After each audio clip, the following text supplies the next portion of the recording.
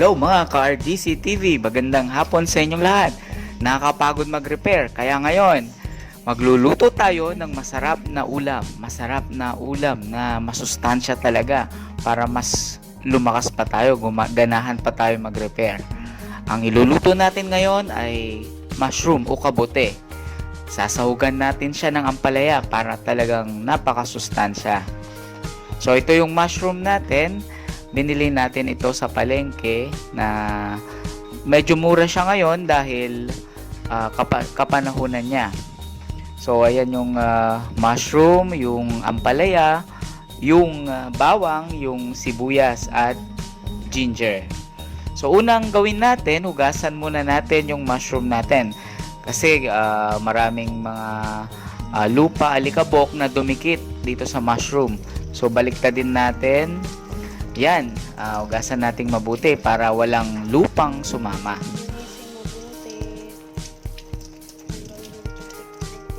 So ito ay paborito ng mga taga dito sa Pangasinan, mga Ilocano. At talagang napakasarap. Pwede ninyong subukang lutuin. Talagang napakasarap, napakasustansya pa.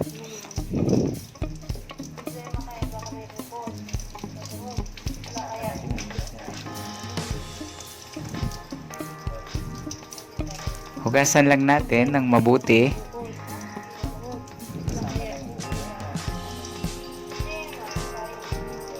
Yan, baliktarin natin para talagang malinis, walang sasamang lupa. So ngayon nabili po namin ito ng 50 pesos pero isang supot na po yun, marami na po yun.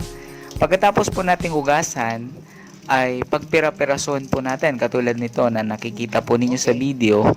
Yan, pinagpira-piraso po natin. Tapos, nag-chop po tayo ng sibuyas, ng bawang, ng ginger, at sasahugan po natin ito ng ampalaya para masarap, napakasarap ng sabaw. Ayan po yung ampalaya yung isasahog natin.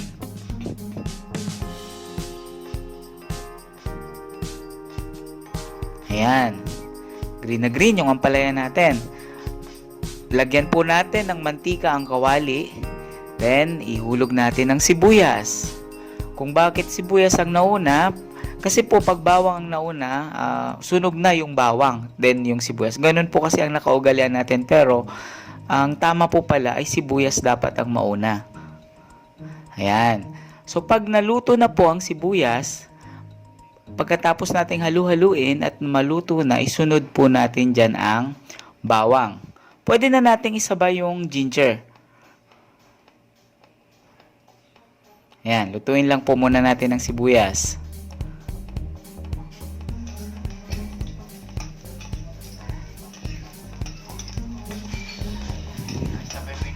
Ayun, sabay na natin yung ginger tsaka bawang. Yan, bango. Nakakagutom. Pagkatapos na maluto yung sibuyas, yung bawang, tsaka yung ginger, isusunod natin na igigisa yung mushroom. So, ihulog natin yung mushroom. Ayan na po, hinulog na natin. Halu-haluin lang po natin. Napakarami nito.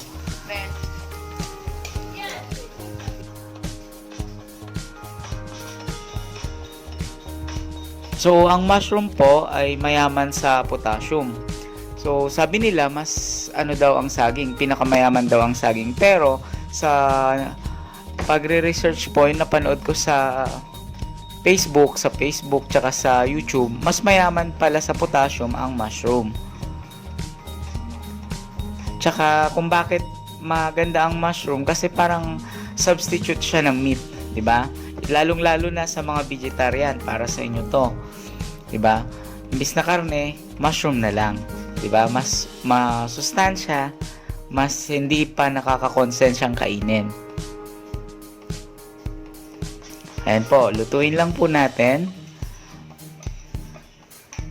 Pagkatapos po nating maigisa, lagyan natin ng konting sabaw.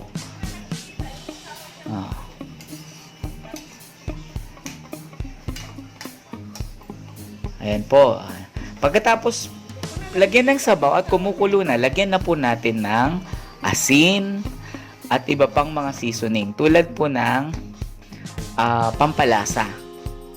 Yan, halu-haluin po natin. Ang bango ng amoy, nakakatakam talaga.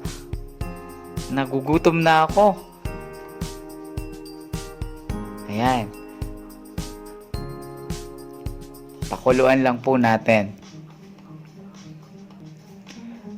Patis, medyo matabang pa. So, lagyan natin ng konting patis.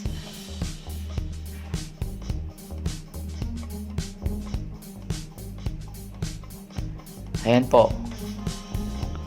So, pwede po ninyong gayahin po ito na napakasimple po ng pagluluto ng mushroom. Pero, tinitiyak ko po sa inyo 100% magugustuhan po ninyo, lalong-lalo na yung sabaw.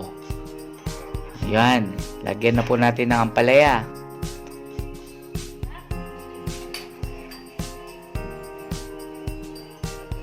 Ganda ng kulay.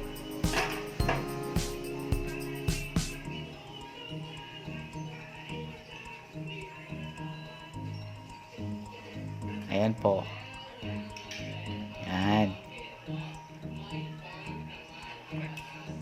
Ayan, luto na mga ka-RDC TV. Talagang gutom na tayo. Kakain na tayo.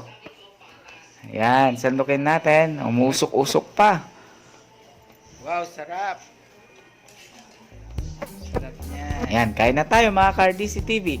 Kung nakatulong po at nasihan po kayo sa panonood ng video ko pong ito, huwag niyo pong kalimutan na i-subscribe po ako sa channel ko o i-like po ang mga videos natin.